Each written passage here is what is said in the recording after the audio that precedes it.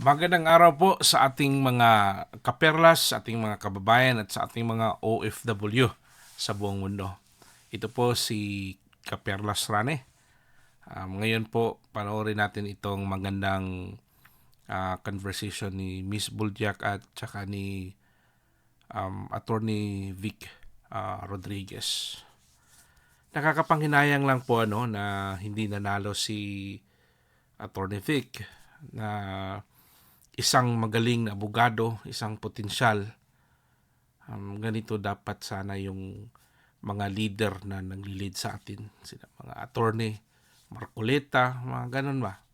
May mga naipakita na yung pagsiservisyo na sa bayan bilang isang abogado ng mga magagaling na abogado. But yun nga, sayang, pero at least hindi pa naman tapos, may 2028 pa. Sana si Attorney Vic ay siya na yung magiging first senator natin sa darating na 2028. At alam ko na maraming Pilipino na sumusuporta at I'm sure halos buong OFW, mostly siguro majority ay kay Attorney Vic Rodriguez. Pero yun nga lang, di natin alam kung ano yung hindi din natin mapatunayan kung merong magic na nangyayari dyan. Mantakin nyo, mas nanalo pa itong si Lito Lapid. Hindi ba nagsawa ang mga tao dyan? Awkward bit. Yeah, but still, kung makikita natin kung sa resulta ng eleksyon natin ay maganda pa rin. At ngayon nga, sana this coming sa trial ni Inday Sara for her impeachment ay makikita na po dito yung katotohanan. At sagad na si Inday. Kaya nga nasabi niya yung gusto niya ng bloodbath. And yan, marami na rin mga natatakot dyan sila. But okay, panoorin po natin itong video ni Miss Buljak tsaka ni Atty. Vic Rodriguez. Napakaganda pong topic. Na na-meet mo sila, nag-reach out ka sa kanila, yung mga hinaing nila about, sa bayan or pangarap nila. So, meron bang nagtatak sa iyong isipan? Meron. Ang pinakatumatak sa akin, Maharlika, napakarami pa ring mga Pilipino na nagmamahal sa Pilipinas Yeah. at nagmamalasakit sa kapwa nila Pilipino. Yes. At yung nakikita natin na ugly part of being a Filipino at yung ugly side ng Pilipinas, manipis na bahagi lang yan eh. Unfortunately, sila yung nandoon sa position of power na sila ang nagsishape ng polisiya, maling polisiya, sila yung nagmamaneho ng ating, kumbaga isang barko tayo, isang bangka tayo, sila yung kapitan at sila yung pumipihit at nagmamaneobra kung saan tayo patungo. But napakarami, I think the majority of the Filipinos, matitino, mahal ang Pilipinas, may malasakit, maganda yung kanilang aspirasyon, pangarap at layunin pa rin. Manipis lang na bahagi yung talagang saksakan ng korap. Unfortunately, nandyan sila sa position of influence and power sa Senado. Problema, sila yung nagli-lead ngayon.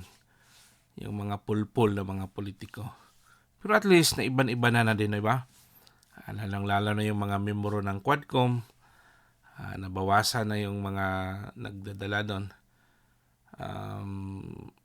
Pero yun nga, makikita pa rin natin kung gaano yung tumitingin ng pag-asa yung mga kababayan natin. At yun yung nakikita ni Atty. Vic eh. Pero ang problema kasi sa bayan natin, kung yung kapitan natin ay yun nga, medyo mahina, so yun ang kinatnan. Ang daming mga oportunista, mga matatalinong politiko na yung iniisip nila is yung sariling kapakanan for their own benefits, lalong-lalo na pagdating sa pera. Kawawa yung mga mamamayan natin, lalong-lalo na yung mga sobrang naghihirap talaga, dami. Pero, yeah, I'm sure patuloy pa rin natin yan ang ipaglaban. Sa Kongreso, sa Executive Department. Yun ang nakakalungkot. Yeah. So, that's good to know, ano? Talagang ang mga kababayan natin ay marami pa rin talagang makabayan at umaasa Yes. na mabago yung ating mahal na lupang Sinilangan. So, Attorney Vic, recently, 'di ba, yung ating pinaglalaban na by scam na tinatawag natin naudlot na naman ang oral argument. So, pwede mo bang i-share sa ating mga kababayan, sa tingin mo anong dahilan kung bakit ito ay laging napupostpone? Well, unang-una, merong unang naging petisyon laban sa 2024 action ng gobyerno sa administrasyon ni Bongbong Marcos, yung pangingialam at pagkuha ng 60 billion pesos worth ng PhilHealth funds. Kinuha nila mula PhilHealth yan at yan nga ay dininig sa Korte Suprema. Nakita naman natin, narinig natin, napanood natin yung palitan ng mga kagalang-galang na hukom ng Korte Suprema at ng mga petitioner at ng depensa ng gobyerno. Talagang talo gobyerno. Hindi nila mapaliwanag at talagang there is no justification why they took the 60 billion pesos from PhilHealth and put it back doon sa treasury. Sa 60 billion pesos from PhilHealth, no? Grabe. Kaya, no doubt kung bakit nila pinupuspon, kung bakit nilang ayaw ipagpatuloy mo na yung hearing sa kaso nila, kasi wala kasi silang lusot. Itong nagpa-file ng case, mga lawyer, magagaling na lawyer. So ano ba yung pwedeng remedy magawa nila is to postpone. Or baka nagbabakasakali na kung mananalo yung mga alyansa nila, paano halos ngayon tanggal yung mga sa mga kongresista natin ngayon. Marami din yung nabago. Pero mayroon pa din yung iba din, but still I think mostly majority at least nabago lahat yung mga taong yun. Kasi yun yung yun yung sila yung nagdadala ng mga taong bayan. Representative sila eh. Pero itong issue na ito, sobrang klaro kasi mantakin ho natin this year. Supposed to be yung DPWH education, siya yung pinakamataas na budget. Anong nangyari? Binawasan at ang naging number 1 na priority is yung DPWH. Imagine, mantakin nyo 3 trillion yung budget. 3 years na. Hanggang ngayon, wala pa tayong nakitang project na nasimulan, natapos. Sa interview po ni PBBM, ang sabi niya, nag-focus daw sila sa mga long-term na mga project. Anong long-term ba yun? Or nasa isip niya lang po ba niya yun? Saan ba yung proyekto na sinasabi nila? Parang ang dami niyang nasa isip pero walang implement. Hanggang sa bibig niya lang. Tapos ngayon, punduhan yung DPWH ng trilyon. Imagine. Tapos sino ang benefits dito? Ito mga nakaupo. Alam naman natin na grabe yung corrupt dyan sa DPWH. Tingnan nga ho natin yung tulay lang na nasira. Kinurakot yung talaga naman ho. Tapos yung education, pangalawa lang. At ang PhilHealth, sino bang hindi maki-question yan? Zero budget. Tapos dun sa interview ni Pangulo, binigyan daw nila ng atensyon. Paano binigyan ng atensyon is wala ngang budget. Tapos ngayon, nag-focus sila sa saan ba yung AKAP 20 billion? Asa na yung pera na yon? sa akap.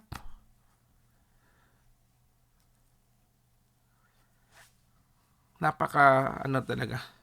Kaya nga nakakapanghinayang na hindi nanalo itong si Attorney Vic eh. Kasi kung naging lawyer ito yung mangungunang mag ano diyan, magkakaroon ng siya mismo ang magpapatawag ng hearing diyan sa Senado. Sayang talaga. Pero at least nandiyan naman si Marcolita, Senator Marcolita, at yung mga diyan naman silang Senator Bato at si Senator Bongo. Pero mas malakas sana kung nakuha po ito, yung mga lawyer natin dun sa Duterte 10. Mas mapadali yung proseso. Kasi alam natin na yung judiciary, ibang branch, but mayroon pa rin yung mga contact dyan, mga influence, kaya hindi basta-bastang bigyan ng atensyon kaagad. Di ba? Budget yan. Patapos na yung 2025. Tapos, yun, malaking questionable. Billion yung mga perang pinag-usapan dyan. Ang daming mga taong hindi nakakain. Ang daming mga taong hindi naman yan siguro maidi-deny na ang dami talagang dapat tulungan. At kudos po sa mga vloggers, no, na talagang yung mga vloggers na tumutulong sa ating mga kababayan na nagbigay ng tulong. Hindi na po natin sasabi dito sa ating channel, pero marami dyan kung makikita nyo. I-check nyo lang, ang dami. Mas okay pa itong mga vloggers na tumutulong dun sa mga mahihirap. Itong magkano lang yung kita ng mga vloggers. Itong sa politiko natin, billion yung mga pera, imagine. Tapos isusuro lang nila. Kaya ito yung sinasabi ni Attorney Vic na marami pa rin mga mamamayan na we're hoping for our hope na sana matulungan ng gobyerno, bigyan ng pansin. Kahit sa mga immediate needs. Pero ang problema, ang nakaupo kasi is yung mga gahaman. Yung mga politikong pulpul. Mga politikong sariling interest lang yung inaatupag for their own benefits. Yung House of Representatives, ginawa nilang for their own advantage. Parang sila na yung naging hari doon. Pero ano ngayon? Saan sila ngayon? Wala. Tao na mismo ang nagsuka sa inyo. Kasi hindi na ho makatarungan yung ginagawa itong mga taong to. Pero sayang itong si Attorney Vic. Kaya ito nga, ito yung mga totoong leader, yung kaya nating ipagmalaki. Hindi natin ikakahiya. Hindi yung leader na parang, lutang, walang nagsasalita, walang direksyon. Sasakit yung ulo mong ikaw makikinig, paano mo intindihin? Pero ito, si Attorney Vic, klaro yung ano yung gusto niyang gawin. Kung paano niya tayo matulungan. Ganitong mga klaseng leader yung hinahanap. Ito yung treasure ng Pilipinas. Kaya konti lang yung mga taong ganito. Yung may mga tunay na malasakit. Kasi yung iba dyan, pang forma lang eh. Wala talaga. Pero tingnan natin, balik at punta kay Senator Robin Padilla. Si Senator Padilla is, kung sa tingin natin na siguro kasi bata pa sa Senado, Pero, alam nyo ba na si Senator Padilla, hindi man siya magaling dyan sa law, pero katulad to sila ni Bongo, na yung may mga malasakit tumutulong sa mga tao. Alam niyo ba na si Senator Bong Revilla, kung hindi niyo nakalimutan, ito lang yung isang tao, hindi pa siya naging senador doon, nagbigay na siya ng donation. Ayaw pa nga niyang pagyabang yon, milyon doon sa pagkakatapos lang ng giyera ng Marawi. Ganyan yung mga taong hinahanap natin, yung may puso para sa bayan. Hindi ang bayan yung ninanakawan. Sila mismo ang nagbigay ng serbisyo para sa bayan. Kaya yan nga, we're still hoping sa 2028, and I'm sure na this, din ni BP Sara, kung hindi mapadali ngayon siya na maging presidente, sigurado tayo sa 2028 mananalo yan. Magiging presidente yung si Inday Sara natin. Tuloy po tayo. National Government Fund, hindi nila mapagtanggol yon. This was 2024. Hindi na nila mapagtanggol yung unconstitutionality ng ginawa nila. Mas lalong hindi nila mapagtatanggol itong maanomalya, unconstitutional, illegal, immoral, invalid. 2020. Immoral, invalid, this is a serious crime yung ginawa nila. It is money, pera ng bayan, ninakaw. Kaya ngayon, hindi nila kayang ipagtanggol. Budget. Kanya, yun lang ang nakikita kong dahilan kung bakit lagi na-postpone. Originally, Tama. April 1, 2, and 3 scheduled for oral argument. It was moved to May 19 and then nagmosyon na naman ang gobyerno at sinasabi na i-consolidate yung panibaba. The question that is being asked sa akin at kay Congressman Sid Ungab, ano na ang nangyayari? Bagamat rinerespeto natin na yung kaso ay nakabinbin sa Korte Suprema, halagahan ko yung naging mabuting paalala ni Senior Associate Justice Marvic Leonen at pinaaral niya sa amin yung isang kaso, yung mga bagay na dapat naming pwedeng idiskurso sa publiko at hindi dapat idiskurso dahil ayaw na nila ma-preempt yung kaso. Kaya lang wala kaming choice ni Congressman Sid Ungab, Marlica at mga kababayan sapagkat pinopospone nga ng pinopospone. Kami naman ay may pananagutan din bilang Pilipino at petitioner, si Kong Sid bilang halal na kongresista ng 3rd District ng Davao. Kami ang nagsampa ng kaso, kami ang naglahad ng mga anomalyang proseso sa Vice-Cam. Kaya marapat din siguro na bigyan kami ng laya ng Korte Suprema na sagutin yung mga inquiry ng taong bayan kagaya mo, ano na ang estado nitong kaso 2025 national budget. Hindi po ito mapagtatanggol ng gobyerno at hindi nila maitatanggi na this is unconstitutional. And as a lawyer, I think the only reason why they keep on pushing for the resetting and the rescheduling of the hearing, pag ito ay na-desisyonan na unconstitutional, whether totally in whole or in part, meron tiyak na mananagot dito. Criminally, and could be a ground for impeachment.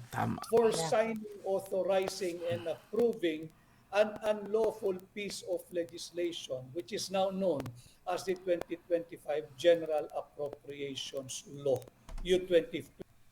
Kaya kung titignan natin ngayon, may bumabait-bait. Baka ramdam na niya na baka may bagong kapalit sa kanya, Baka may bagong leader na mamumuno sa atin. Pag mangyari yan, alam ko, lahat ng mga Pilipino ay maglulundag sa saya kung mangyayari man yan. Kung mapatunayan ito, kaya yun ang number one reason na pinupuspon nila. Kasi it will lead talaga ito sa malaking pagbabago na mangyayari sa Pilipinas. Kung mapatunayan ito, yung pagpirma dun sa BICAM. National budget. Kanya, yun ang tinitingnan naming anggulo. Bakit napopospone na napopospone? So, speaking of na pwede maging grounds for impeachment, etong nangyari dyan sa national budget kapag napatunayan.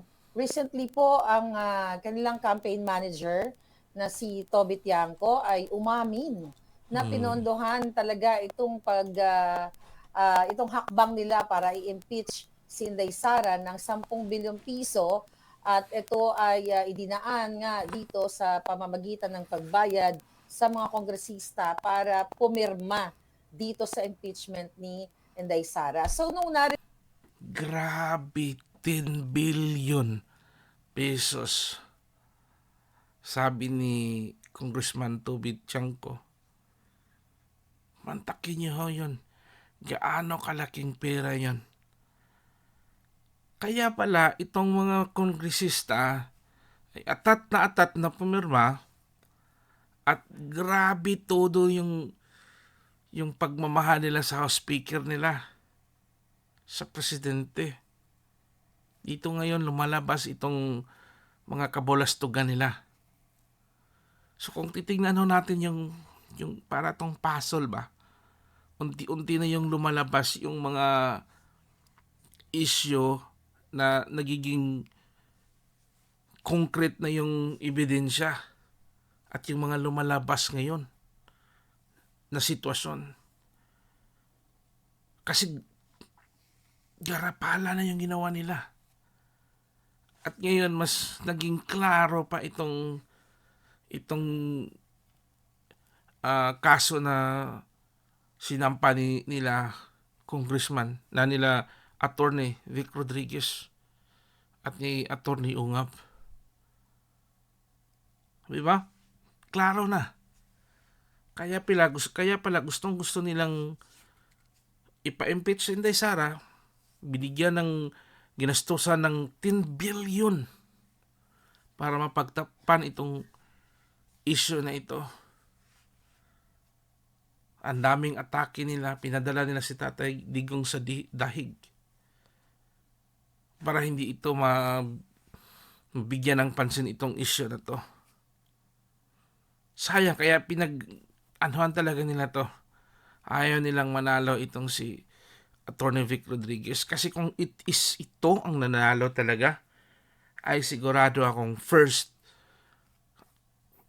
week nito, uupo dyan sa magpatawag ito ng hearing patungkol dyan. Yun yung advantage sa pag senador ka eh. Pag magaling ka. Diba? Katulad sa ginawa ni Miss Amy Marcos. At least yung ginawa niya, nakakatulong din yun. Yun yung advantage pag naging senador ka. So dito ngayon, lumalabas na itong mga major to hindi to siya yung haka-haka lang or sabi ni. Ito is si Congressman Toby ito si Congressman Toby ay isa to siya sa ng alyansa. Siya yung nagdadala sa nila.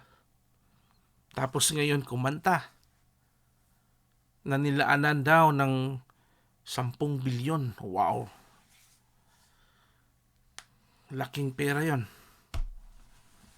rinig nyo for sure yung balita na sila ay umamin na talagang meron talagang puwersa para permahan at i-impeach Inday, at kaya nga lumalabas itong mga ito dahil naramdaman nila during election yung protest vote na sa kabila kay Inday Sara o sa mga Duterte ay nanindigan yung taong bayan na suportahan pa rin ang mga Duterte at katotohanan. So, kumbaga, naglabo-labo na itong administrasyon, na parang sila mismo within their group ay nagbubukingan na, which is ito nga yung 10 billion na pinondo nila dito sa impeachment na ito and campaign. Diba? Sa campaign nila itong 2025 midterm election. Ano pong comment nyo dyan?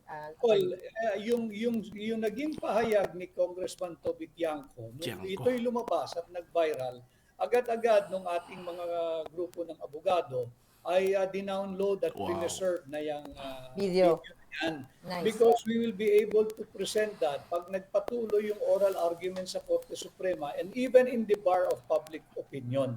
Kung yung ating ipinakita mga blanco na 28 items diyan sa bicameral conference committee report ay tinatawag nating slam dunk evidence, itong naging pahayag ni Congressman Toby Tiangco ay magagamit at maituturing na smoking gun. Yeah. Ito'y pagpapatunay na talagang sinalaula ang pera nating mga Pilipino. Sinalaula yung 2025 national budget. And there is no denying. All we need, what we're pushing for right now, the hearing, so that there will be a finality, a conclusion, magkaroon ng desisyon ang Korte Suprema. Pareho yan, nakaabang din kami doon sa 60 billion pesos na PhilHealth funds, Maharlika. Kung ano ang magiging hatol ng Korte Suprema at malamang yan ay unconstitutional nilang sasabihin yung ginawang pag-transfer ng pondo. Ganon din dito sa 2025 national budget. Ripe na yung daan para magsampa ng impeachment. At hindi naman simulang-simula pa lamang na dapat ang pinakamataas na budgetary allocation ay ang edukasyon. Pero itong 2025, hindi education sector ang binigyan ng malaki na highest budget priority. Ang binigyan yung public works. Doon pa lamang maiipit na sila. At nakita natin kung paano talaga sinalaula itong ating 2025 national budget. But we'll wait yung doon sa magiging resulta ng hearing doon sa PhilHealth, 60 billion na pinakialaman ng national government. At syempre, itong hearing sa national budget natin for 2025. And I hope with a new set of congressmen in this 20th Congress, pati senador, sana naman ay maayos na yung pagpapasa ninyo ng pinakamahalagang piece of legislation every year, yung ating taunang budget. Ito na naman, pagbukas ng Kongreso, within 30 days after the SONA, ay isusumite ng Executive Department yung kanilang panukalang budget for 2026. Bantayan natin. At meron na tayong mga bagong alyado at mas marami sila ngayon diyan sa Kongreso at diyan sa Senado. Sana naman wag nilang biguin ang mamamayang Pilipino, wag silang maging instrumento na salaulain uli ang ating taunang budget, ang pera ng mamamayang Pilipino. Wag na nilang hayaan na maulit yung ginawa ng Vice-Cam na nagpasa ng blankong mga bicameral conference committee report at nagpanukala ng illegal, immoral, invalid at unconstitutional 2025 budget. Sana nga si Pulong na yung magiging House Speaker, or pwede rin si Goma, si Richard Gomez, pwede din yun. Isang tao din na pagkatiwalaan yun. And sana ito yung sinabi yung pakikiusap ni Atty. Vic na sa 2026 na budget, sana pagtuunan na ito ng pansin. At sana makagawa na din ng batas ang Senado or ang House of Representatives kung paano ito mabigyan ng solusyon itong issue, problema dito sa PICAM. At sana may mananagot sa 2025. Kasi sayang yung pangyayari. Sayang yung pera ng bayan. Sayang na marami sanang natutulungan. Pero yun nga, pag yung leader na binubuto natin is yung leader na mapagsamantala, sariling kapakanan lang yung iniisip, ganun ang nangyayari. Tingnan natin, kayo na po ang maghusga. Anong nangyari sa ating bansa ngayon? Ang gulo. Ang gulo talaga. Hanggang dito na lang po muna tayo. Kasi kailangan ko nang umalis. Susunduin ko yung anak ko. At I would like also to invite you to, if you like my videos, mga previous videos natin, you can subscribe my channel. Sama po tayo. At saka mag-like po kung nagustuhan nyo para masama din tayo sa algorithm ng YouTube. At sa ganun po ay matulungan nyo po din yung channel ko para makapagpatuloy po din tayo sa ganitong pamamaraan. Yung kahit sa konting sa ganitong paraan makakatulong tayo sa ating bayan.